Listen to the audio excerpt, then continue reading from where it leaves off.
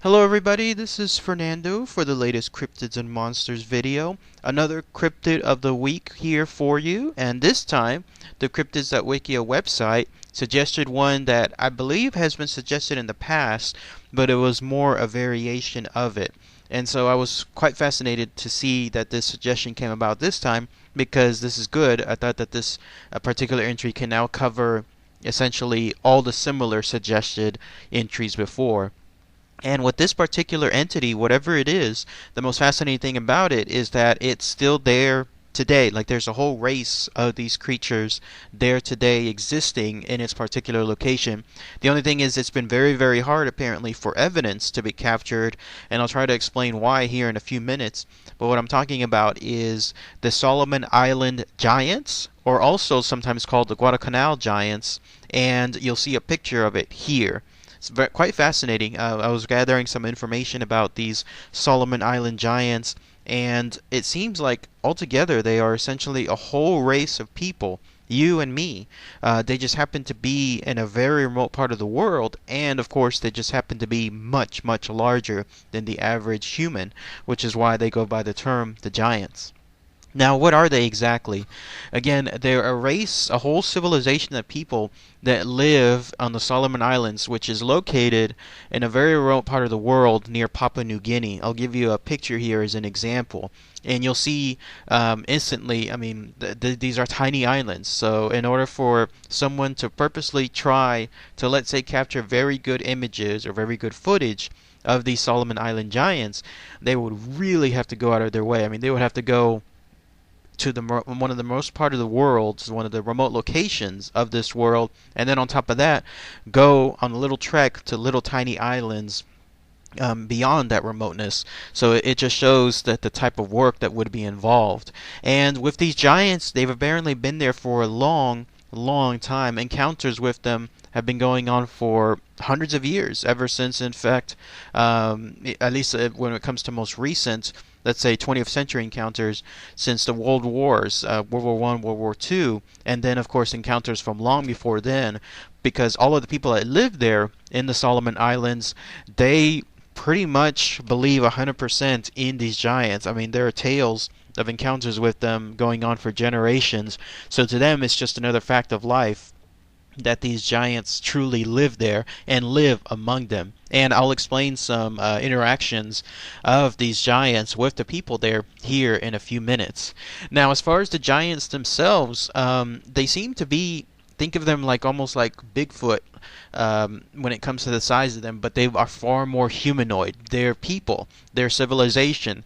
I don't know if they can communicate, like let's say through a language, but they must have the ability to do so, because anything involving these giants, if they've been able to successfully be around those islands for a long, long time, hundreds and hundreds of years, then no doubt they developed a sort of culture of some sort. And they range in sizes. You're looking at one here, which was an example. Here was one that was looked at from afar, and it was judged to be about 13 feet tall. The giants themselves seem to have long, black, brownish, or sometimes even reddish hair covering their entire body, although some depictions of them seem to be where they're more like cavemen, where they don't have all that body hair like, let's say, Bigfoot, but instead just normal human body hair. Some of them are depicted as having bulging red eyeballs. They also seem to have a more primitive, like, let's say, flat nose, like a Neanderthal-like nose. And then they also have a very wide, gaping mouth. Those are some of the extreme facial features that the giants have altogether. But otherwise, they're basically people. Like, think of the cavemen, but it's just the fact that they are much, much taller. In fact, that one is, for example, 13 feet. But there have been reports of giants being seen from afar and being judged later on as being more than 20 feet tall. So the idea that some of these giants are in fact taller than others, it kind of makes sense, because when you look at your average human, pick anybody from any city and so forth, like take a range of a pick of humans, and everyone will be a different size altogether. So one can imagine the same thing involving these giants too. As far as their civilization and how they live, apparently they're able to live very successfully there in the islands because they live underneath the mountains themselves. In fact, there's this one guy who has chronicled these Solomon Island giants and made a book about them, or at least told several chapters about them in this book here. It's called the Solomon Island Mysteries, and this guy by the name of Maurice Boraya, I believe is his last name, and he was somebody that just essentially ended up falling into the myths and the mystery surrounding this island because he married somebody, a Solomon Islander, that grew up there. And so he grew to appreciate the culture and all the folklore, and naturally he started covering all of their history. And then that's where he came across all these stories about the Solomon Island giants themselves. He calls them the Guadalcanal giants. But he said that in his book, it's a particular mountain called Mount Tativa, and this is definitely the place where the Solomon Island giants live all together. In fact, he calls it one of their city's main entrances. And the way he describes it is, apparently they live underneath these big mountains in giant tunnels. In fact, people that have been, I guess, captured and brought back, or people that have been able to escape, and I'll talk about that here in a minute, but as far as them, they're coming back, they describe that they're there's a giant infrastructure of tunnels right underneath these mountains, and then that's how these giants are able to live synonymously with all the humans, all the regular humans on that island, without interacting with each other, which, if it's true, again, would make perfect sense. Because if you have this island scattered with so many villages of people living there today, and if these giants were just living in the forest, then naturally there would be a lot more encounters. But with them living underneath the mountains and successfully doing so, then that's where things, I guess, can be much, much easier. And with these giants, apparently they just live in their own harmony. Like, they just live on their own. They don't really bother any of the humans that are there, and vice versa. In fact, some of the encounters that I'll relate here right now, they seem to just be either by accident, and when sometimes they're by accident, even the giants, they don't want to mess with any humans, they just run away. That seems to be the most common theme. Although there have been some encounters where the giants themselves apparently kidnapped some of the people. And in fact, here's one altogether. He chronicles this in his book.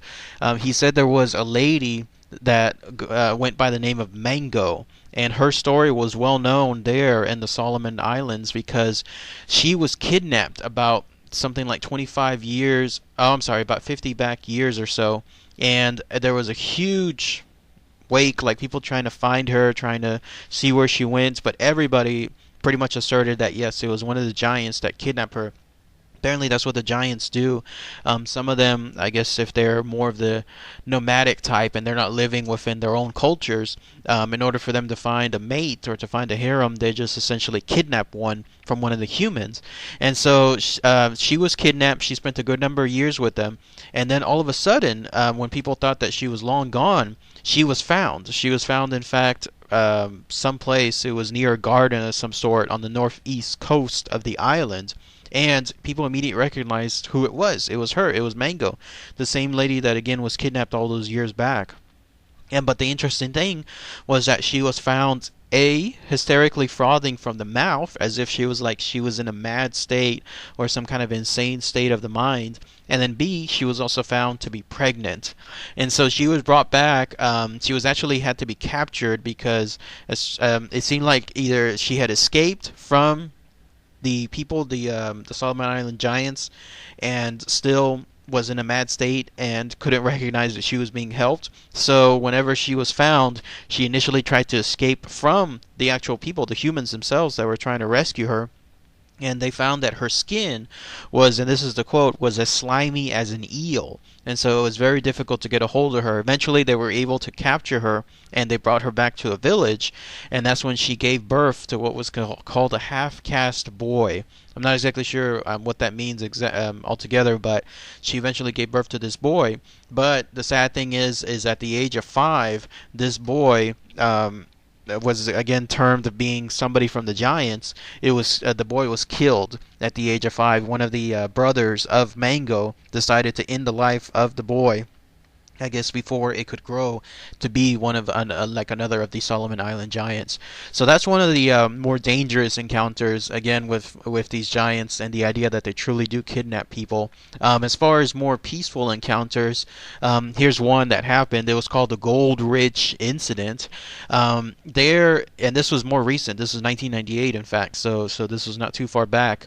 There's an area there that's called the Gold Ridge, and it was going under some kind of construction. And there was a bunch of bulldozers that were around paving some of the roads because they were going to clear the area, particularly to have a mine shaft built or a mine area built of some sort. Well, one of the bulldozers, which are very large in size, it broke down. And so they took away most of the parts, and they just left the front part of the bulldozer there. It's called the blade, which you'll see a picture of as here's an example. It's a very large piece within the bulldozer itself. It weighs a lot. In fact, this one was told to have weighed alone about 10 tons, just this one piece alone. And so the workers took whatever parts they needed, they went back to wherever they had to go to fix the parts, and then when they brought the thing back, they were surprised to find that the blade was no longer there. Again, this is a piece of equipment that was weighing more than 10 tons. In fact, they found it about 100 meters away, located on a small hill. And they were absolutely shocked, because how could somebody, let's say a normal human, move this thing? If they're doing it by themselves, it would be impossible. They would have to do it with some sort of, let's say of equipment, but there was nothing, no telltale sign of any kind of equipment, like let's say tracks involving another bulldozer or anything else along those lines to help push this blade. In fact, the only thing that was found, and this is where immediately they suspected that this were the giants themselves, they found some gigantic human footprints, some of them about 3 feet in length, located around the blade's resting place.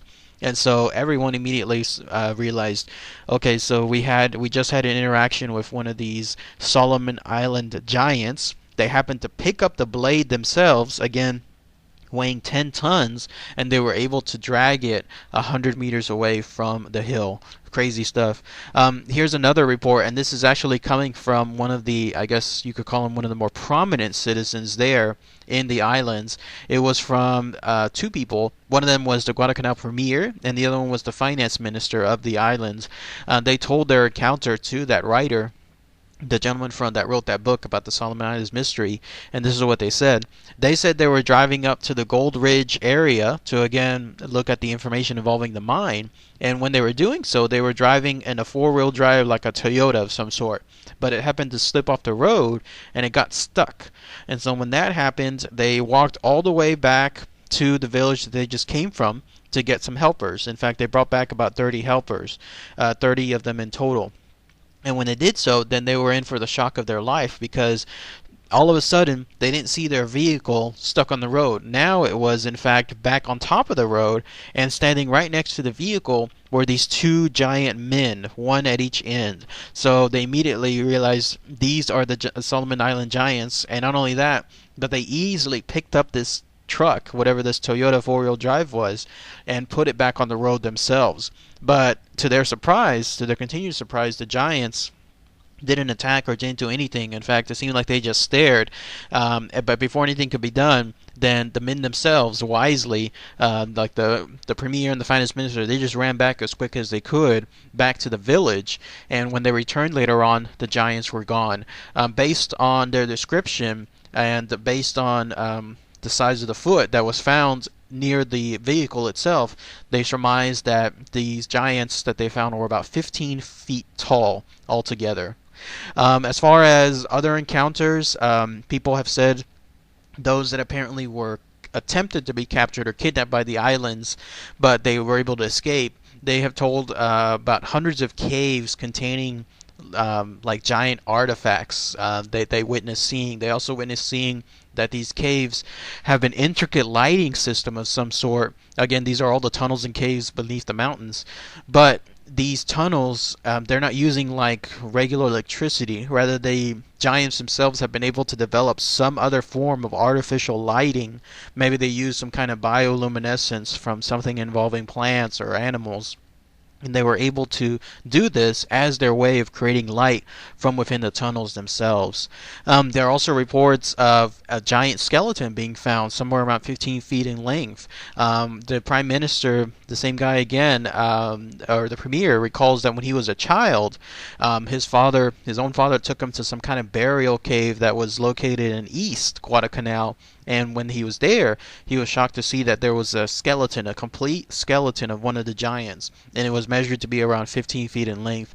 Where this particular skeleton is now, I don't know. But that's, again, another encounter with regards to this giant. And then finally, the wife of the writer itself, she was able to describe an encounter. She said that there is a large burial place there in the Kwarari region, I believe it's called. And it's a place there with a village, and they have like a burial place scattered with a bunch of giant skeletons, and one of them, it seems to have a femur bone of about 8 feet in length alone. The femur is the part of the leg. For any part of the body, it's actually the part of the leg itself, and so that's to give you an idea of the size of these giants.